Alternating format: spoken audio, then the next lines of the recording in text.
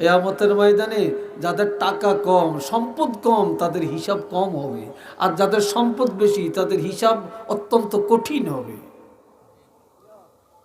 কিন্তু কম টাকাওয়ালারে কেউ দাম দেয় না, অথচ টাকাওয়ালার দাম, কম টাকাওয়ালার দাম অনেক বেশি। এই জন্য আমার রাসূল আরো কিতাবে বলছেন, ইন্নাল্লাহা লা ইয়ানজুরু ইলা সুওয়ারিকুম ওয়া আমওয়ালিকুম ওয়ালাকিন ইয়ানজুরু ইলা কুলুবিকুম ওয়া আ'মালিকুম। আপনারা যে আসবেন বসে যাবেন, গেটে দাঁড়িয়ে থাকবেন না। কেন দাঁড়াবেন? আপনারা কি আমাদের রূপ চাইতে আসছেন না কথা শুনতে আসছেন? রূপ চাইতে আসলে রূপ চেয়ে চলে যান, রূপ তো নাই, চাইবেন কি আর বসে যান সবাই। তো আমি লম্বা করতাম না, যেহেতু গুরুত্বপূর্ণ আলোচনা হয়েছে। নিশ্চিত আমার আল্লাহ কারো সুরতের দিকে চায় না, কারো সম্পদ আল্লাহ পছন্দ করেন না। আল্লাহ কারো সুরতের দিকেও চায় না, কারো টাকা পয়সার দিকেও আল্লাহ চায় না। কার বাড়িটা হাইফাই, দোতলা, পাঁচতলা, 10তলা, আল্লাহ এগুলো চায় না। কে লন্ডন থেকে, কে আমেরিকা, কে জাপান, কে ইরাক, কে কোথায়, আল্লাহ এগুলো পছন্দ করেন না। কে শিল্পপতি, কে কোটিপতি, এটা আল্লাহ পছন্দ করেন না। ওয়ালাকিন ইয়ানজুরু ইলা কুলুবিকুম ওয়া আ'মালিকুম। আল্লাহ শুধু দেখেন তোমাদের অন্তরের দিকে, আর দেখে তোমাদের আমলের দিকে। সুবহানাল্লাহ বলেন না ভাই? আল্লাহ আমাদের অন্তরের দিকে, কার অন্তরটা ভালো, কার অন্তরে হিংসা নাই, কার অন্তরে অহংকার নাই, গর্ব নাই, গিল্লা নাই, পরের ঠগান নাই, আর কার আমলটা ভালো, আল্লাহ শুধু এটি দেখেন, আর কিচ্ছু দেখেন না, আর কিচ্ছু দেখেন না। হাজিরিন, হযরত আলী গরিব ছিল, আল্লাহর কাছে কি দাম কম? কথা বলেন, আরেকটু জোরে বলেন। হযরত বেলাল গরিব ছিল, কালো ছিল, কুচ্ছিত ছিল, বেটে ছিল, ঠোঁট মোটা ছিল, গাল বাক্কা বাক্কা ছিল, কিন্তু হযরত বেলালের দাম আল্লাহর কাছে কম না বেশি? আরেকটু জোরে বলেন। শুধু বেশি না, হযরত বেলালের মুখের একটা কথা আল্লাহ আজানেও কবুল করছেন। কোন সাহাবীর কথা তো আজানে আল্লাহ কবুল করেন না, শুধুমাত্র হযরত বেলালের একটা জবানের একটা আওয়াজ আজানে আল্লাহ কবুল করে নিছেন। সকাল বেলায় সব সাহাবীরা চলে আসছে নবীর পিছনে নামাজটা আদায় করবে। মুরব্বী মনে কিছু নিয়েন না, একটু আপনি একটু পিছিয়ে দেন, সামান্য সামান্য, জোরে হেলেন দিয়েন না, কারণ আমরা তো চিকন মানুষ, পড়িয়ে যাবেন। মোটা কইলে আবার রাগ করবো।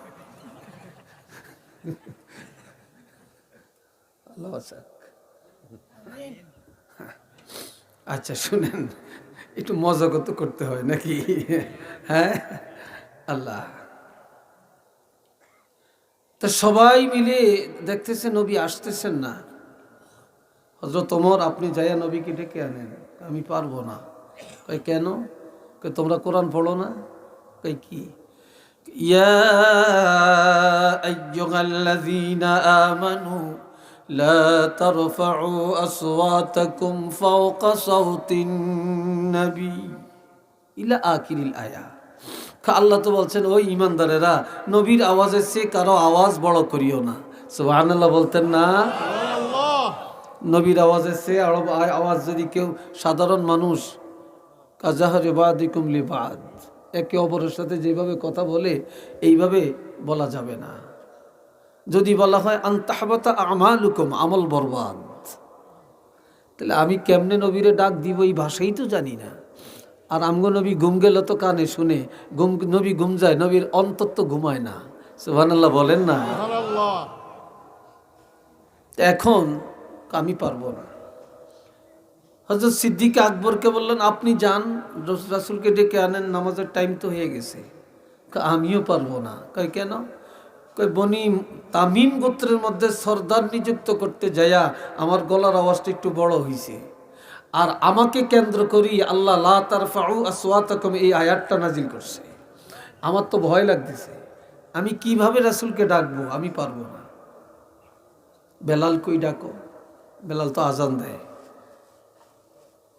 বেলাল তো আজান দেয়, মানুষকে ডেকে আনে, বেলালকে ডাকো।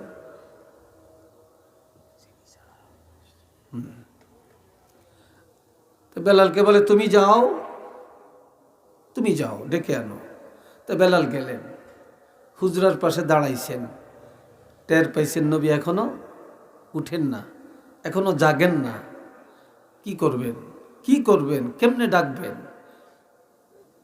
তখন বলে ফেললেন হঠাৎ, আসসালাতু খায়রুম মিনান নাওম, ঘুম থেকে নামাজ অতি উত্তম। ঘুম থেকে নামাজ, চিল্লিয়া কন্যা সুবহানাল্লাহ। নবী আওয়াজ পেলেন, ঘুম ভেঙে গেল, হুট করে দাঁড়িয়ে গেলেন, তাড়াতাড়ি ওযু করে মসজিদে চলে গেলেন। মসজিদে গিয়া নামাজের ইমামতি করলেন। নামাজ পড়ে দাঁড়াইয়া বেলাল কই, বেলাল কই, বেলাল কই খালি তালাশ করে। বেলাল এতদিন ছিল নবীর পিছনে, আজকে অনেক পিছনে।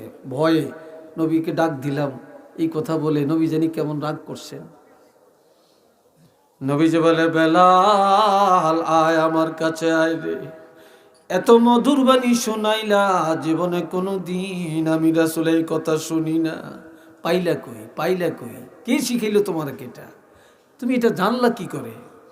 হযরত বেলাল বলি ইয়া রাসূলুল্লাহ, হযরত ওমরে যায় না, আবু বকরে যায় না, কেউ যায় না, আমাকে সবাই পাঠায়, আমি হুজরার পাশে গিয়ে দাঁড়াই, কেমনে ডাকবো খুঁজে পাই না, কোনো ভাষা পাই না। হঠাৎ করে চিন্তা করতে করতে আমার মুখ দিয়ে কথাটা বের হয়ে গেছে, আমি বেলালও অনুভব করতে পারি না কিভাবে যে বের হয়ে গেছে। নবী বললেন বেলাল, আল্লাহ যেটা পছন্দ করছে এটাই তোমার মুখ দিয়ে বাইর করছে, তো এখন থেকে এই কথা আর বাদ দিও না। এতদিন আমি শুনি নাই এত মজার শব্দ, আজকে যেহেতু বললা আমি রাসূল সমর্থন করলাম, প্রতিদিন ফজরের আজানে এই কথাটা লাগিয়ে দিও। আর একটু জোরে বলেন না সুবহানাল্লাহ। লাগিয়ে দিও।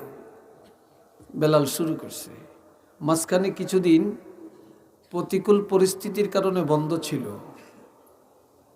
পরবর্তীতে আবার চালু হয়ে গেছে, এখনো চলছে, কিয়ামত পর্যন্ত চলবে। তো নবী বেলালকে টান দিয়ে বুকে জড়িয়ে চুমা খাচ্ছেন।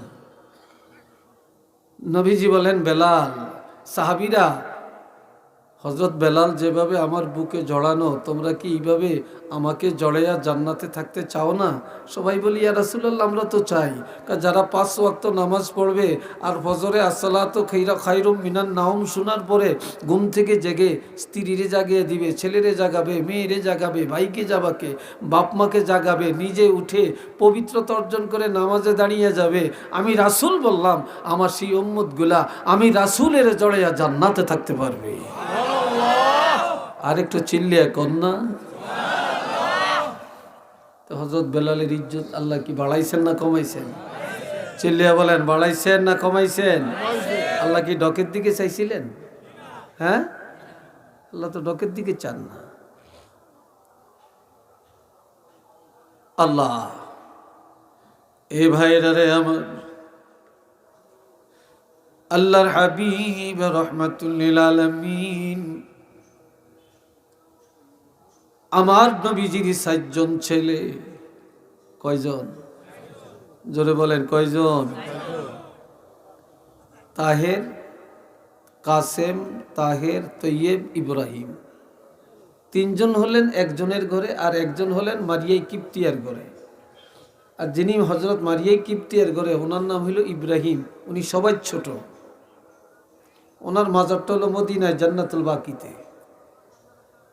আর নবীর 9 জন বিবির মাজার একই জায়গায়, একই জায়গায় পাশাপাশি। 9 জন স্ত্রীর মাজার জান্নাতুল বাকিতে। নবী ছেলে ইব্রাহিম ছোট ছোট এন্তেকাল করছে, সবাই শিশুকালে। এখন মক্কার কাফিররা বলতেছে নবী লেজ কাটা, নবী নির্বংশ, বংশে বাতি দেওয়ার কেউ নেই। আর আমার আল্লাহকে কোনো বাতি নিভে গেলে বাতি জ্বালাইতে হয়। আর মুহাম্মদুর রাসূলুল্লাহর এমন বাতি, যেই বাতি নিবানের ক্ষমতা কারো নাই, এটা তো নিভবেই না, এটা কেউ নিভাতে পারবেই না, এটা নতুন করে জ্বালানোর দরকারও নেই। কি কথা বুঝে আসছে না? কি বলেন, আসে না? এটা দলিলটা কি? ইন্না আরসালনাকা শাহিদাও ওয়া মুবাশশিরাও ওয়া নাযীরা ওয়া দাঈয়ান ইলাল্লাহি বিইজনিহি ওয়া সিরাজাম মুনীরা। আরো আস্তে কোন, আরো আস্তে কোন। আল্লাহু আকবার। মাশাআল্লাহ। ওই সানইতারা কতজন খাড়িয়ে রয়েছে, অন্ধকারে দেখা যাইতেছে। কি আপনারা আঙ্গ দলেন না? আপনারা এখানে এত হিমাতাতে দাঁড়িয়ে রয়েছেন একা একা। আসেন আসেন, ভালো লাগে থাকেন। আর যদি উল্টো পাল্টো যায়েন কি, আর নইলে বইলেন যে হুজুর উল্টো হয়েছে, তবু দূরে দাঁড়িয়ে থাকেন না। ওইসান অনেক সহজান বাজারের দিকে যাইতে গেছে, কত ঢক। আজকে এক জায়গায় মাগরিবের পরে ওয়াজ করছি, আমি ওয়াজ করতে আসি, বেশি না, দোবাক চিনেন না? তো ওয়াজ করতেছি, আমার দেখি কাউমির হুজুর 4-5 আয়া হুক্কি দিয়া চায়, খালি দাঁড়িয়ে রয়েছে। তা আমি কই বসেন বসেন, এটা কইছে লাড়া ধরছে, সোজা যাইতে গেছ, কোয়াইশ লাগে না, ভালো লাগে না। এ ভাইরানে আমার আল্লাহ বলেন, হাবিব আমি আপনাকে পাঠালাম সাক্ষ্যদাতা করে, আমি আপনাকে পাঠালাম জান্নাতের সুসংবাদ দেওয়ার জন্যে, জাহান্নামের ভয় দেখাবার জন্যে, আমি আল্লাহর পথে মানুষকে ডাকার জন্যে আমি পাঠালাম আপনাকে জ্বলন্ত নূরের বাতি হিসাবে। জ্বলন্ত, নিবন্ত না, সিরাজা মুনিরা, জ্বলন্ত বাতি। এই বাতিগুলো এখন কি জ্বলন্ত না নিবন্ত? এটা আবার সুই টিপ দিলে নিভে যাবে। সূর্য একটা বাতি, একটা আলো, একটা নূর, একবার উদয় হয় আবার অস্ত যায়। চন্দ্র একবার বড় হয় আবার ছোট হয়। তারকা রাত্রে দেখা যায়, দিনে দেখা যায় না, ঠিক না? দেখা যায় সবগুলো নূর, সবগুলি আলো, সবগুলি বাতি। আবার বিদ্যুতের আলো সুই টিপ দিলে জ্বলে, আরেক টিপ দিলে নিভে যায়। লাইটের আলো তাও একই অবস্থা। চেরাগ বুঝেন তো, ল্যাম্প, বাতি, আপনি জ্বালাইলেন জ্বলল, ফু দিছেন নিভে গেল, ঠিক কিনা? আবার কোনো বাতি আছে এমনি আঘাত করলেন নিভে গেল, পানি দিলেন নিভে গেল, ঠিক কিনা? লাঠি দিয়ে বাড়ি দিলেন নিভে গেল।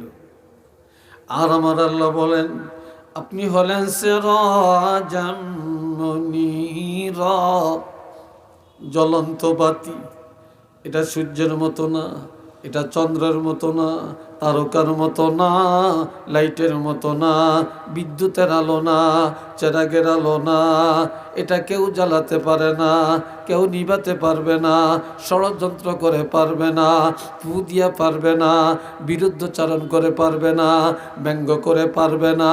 এই বাতি কেউ জ্বালায় না, এই বাতি আমি আল্লাহ নিজের হাতে জ্বালাইলাম।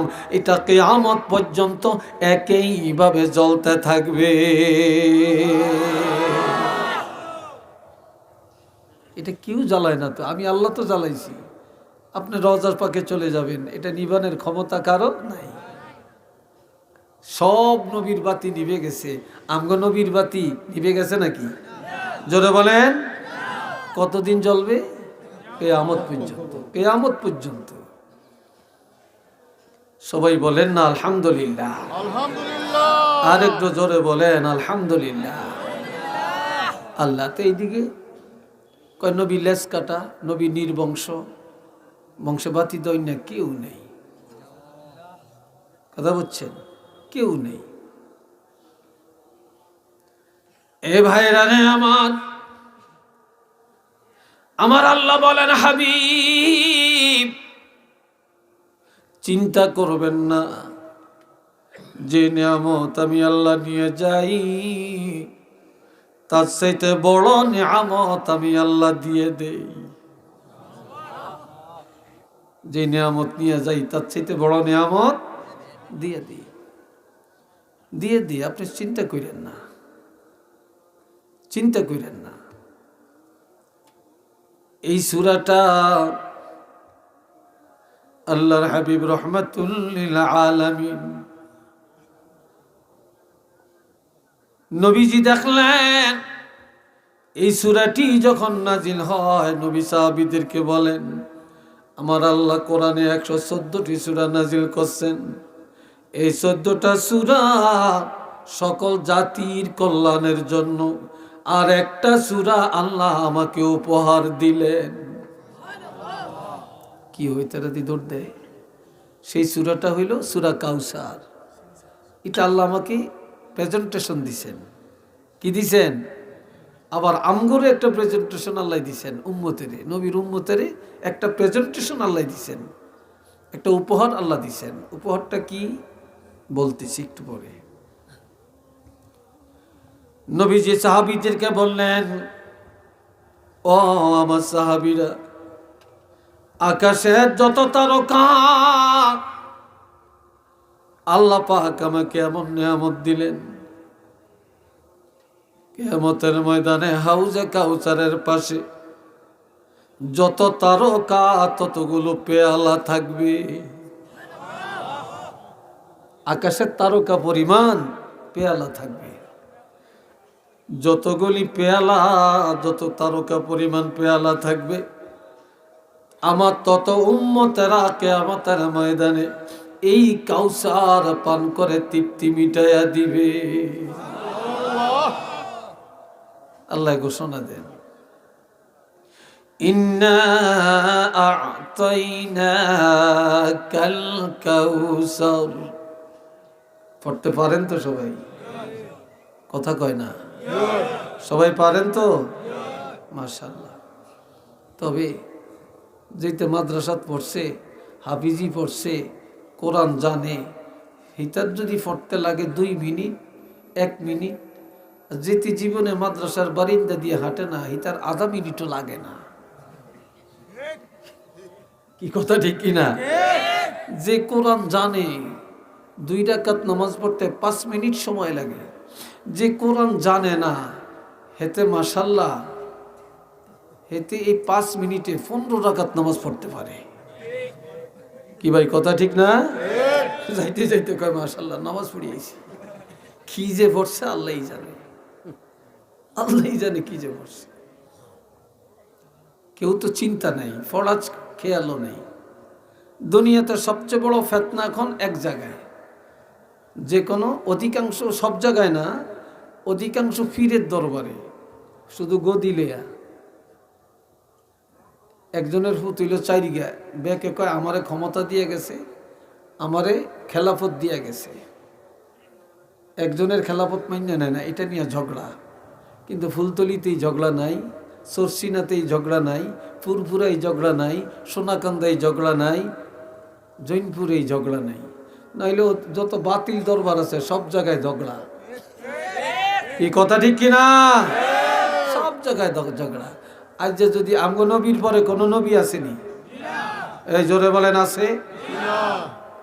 আচ্ছা, যদি আমগো নবীর পরে নবীর ছেলেরা থাকতো, না জানি নবী দাবি করিয়া বইতো। এই জন্য আল্লাহ কি কৌশল করছে, আল্লাহ শিশুকালেই নবীর ছেলে করে নিয়ে গেছে। নবী দাবি করার পর্যন্ত, এই বয়স পর্যন্ত আল্লাহ কি করেন না, ছেলে করে রাখেন না। আমার আল্লাহ বলেন, ইন্না আ'তাইনাকাল কাউসার। হাবিব, আমি আল্লাহ আপনাকে নিয়ামতে উজমা কাউসার দান করলাম। সাহাবীরা কই, এটা কি? এটা বেহেশতের একটা নদী, একটা ঝর্ণা। এটা চিল্লিয়া বলেন মারহাবা, আর একবার বলেন আল্লাহু আকবার। এটা বেহেশতের ঝর্ণা, যার সাথে কোনো তুলনা নাই। এত মজা, এত স্বাদ। আল্লাহ এখন আসে এইদিকে আমার মাইকের আওয়াজ কিসের? হ্যাঁ খতম হয়, আজগানি খতম হয় গো। এমির দিকে নি মাই খিরিয়ে দিয়ে খতম হয়। সানজে হাগবিতে হিংসাকেল এরুম এরুম করতে আসে, এরুম এরুম করতে আসে। এটি কইলেই তো রাগ করে বাঙালি। কি কথা ঠিক না? আমগো যে ভিতরে ভিতরে কত না পাক হয়ে নিছে আমাদের অন্তর। আল্লাহ ভালো কাজ, কিন্তু ভালো কাজের মধ্যে তো ভেজাল। আল্লাহ আল্লাহ হেফাজত করুক, আল্লাহ বুঝদান করুক। সবাই কোন আমিন, আর একটু জোরে কোন আমিন। আর যখন মাইকের বেহার করে হেগুনকো কিছু তাল বেতাল আছে, যে কুর্মির দিকে হরণটা কুর্মি দিতেইব, এইটা হইতে কইছে আকলের অভাব আছে। কি আছে না? নবী কান্দে, আল্লাহ কাউসার দিছি, আপনার ছেলে নিয়ে গেলাম, কাউসার দিলাম, এখন কাঁদেন কেন? আমি খাওয়াইয়াম কারে, বাপে টাকা রুজি করে খায় না, ছেলে করে দেয়। কোরবানির সময় মায় গোস্ত খায় না, বাপে খায় না, ছেলেরা মেয়েরা খাইলে এরা খুশি হয়। ঈদের সময় মা বাপ জামা বানায় না, ছেলে মেয়েরে জামা কাপড় দিতে পারলে খুশি হয়, একটা পটকা কিনে দিতে পারলে খুশি হয়, তাই না ভাই? নবীকে আমার ছেলে করে নিয়ে গেলেন, কারে খাওয়াইয়াম? আল্লাহকে আমি না বলছি যেই নিয়ামত নিয়ে যাই তার চাইতে বড় নিয়ামত দিয়ে দেই। তখন আমার আল্লাহ বলেন, হাবিব আমি আল্লাহ ছেলে নিয়ে গেলাম 7 জন, দিলাম আপনাকে কাউসারের মালিক বানায়া। হাবিব কারে খাওয়াবেন মনের ব্যথা? আমি আল্লাহ ঘোষণা দিলাম, আপনার এই ছেলেদের বিনিময়ে, এই কাউসারের বিনিময়ে কিয়ামত পর্যন্ত আপনার যত উম্মত দুনিয়াতে আসবে, আমি আল্লাহ আপনার সবগুলা উম্মতের আপনার সন্তান বানায়া দিলাম।